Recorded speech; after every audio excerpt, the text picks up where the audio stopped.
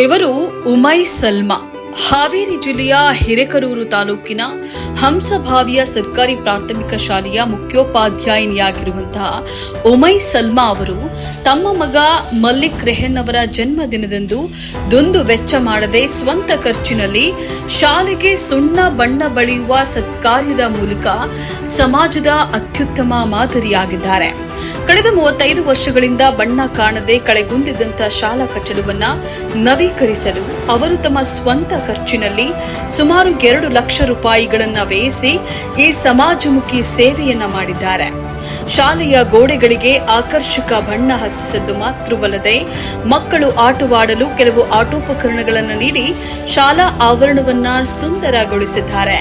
ಮುಖ್ಯೋಪಾಧ್ಯಾಯಿನಿಯ ಈ ಅಪೂರ್ವ ಸೇವೆಗೆ ಶಾಲೆಯ ಸಹ ಶಿಕ್ಷಕರು, ಎಸ್ಡಿಎಂಸಿ ಸದಸ್ಯರು, ಪೋಷಕರು ಹಾಗೂ ಹಂಸಭಾವಿ ಗ್ರಾಮಸ್ಥರು ಮುಕ್ತ ಕಂಠದಿಂದ ಶ್ಲಾಘಿಸಿದ್ದಾರೆ.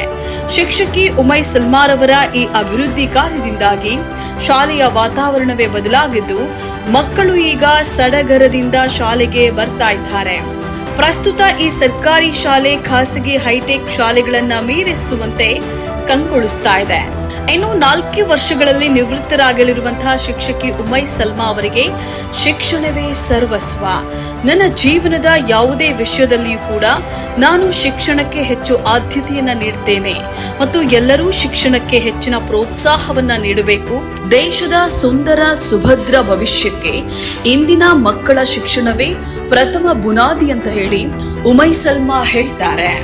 ಮಕ್ಕಳ ಶಿಕ್ಷಣಕ್ಕಾಗಿ ಮತ್ತು ಶಾಲೆಯ ಪ್ರಗತಿಗಾಗಿ ವೈಯಕ್ತಿಕ ಹಿತಾಸಕ್ತಿಯನ್ನ ಬದಿಗಿಟ್ಟು ಶ್ರಮಿಸಿದಂತಹ ಇವರ ಕಾರ್ಯ ಇಡೀ ಸಮಾಜಕ್ಕೆ ಅತ್ಯಂತ ಪ್ರೇರಣೆಯಾಗದೆ ಗೌರವಾನ್ವಿತ ಶಿಕ್ಷಕಿ ಉಮೈ ಸಲ್ಮಾ ಅವರಿಗೆ ಕನ್ನಡ ಮುಸ್ಲಿಂ ಒಕ್ಕೂಟದಿಂದ ಹಾರ್ದಿಕ ಅಭಿನಂದನೆಗಳನ್ನ ಸಲ್ಲಿಸುತ್ತೇವೆ.